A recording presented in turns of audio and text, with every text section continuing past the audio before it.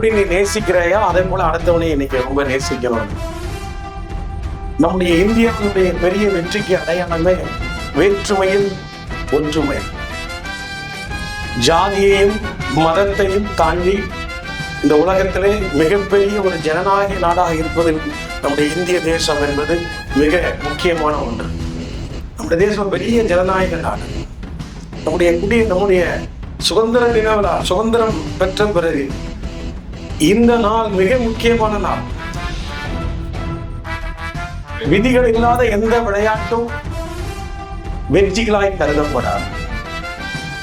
விதிகள் இல்லாத எந்த விளையாட்டும் வெற்றிகளாய் கருதப்படாது. சட்டம் இல்லாத எந்த நாளும் சரித்திரத்தில் ஜெயித்ததாய் அடையாளம் கிடையாது.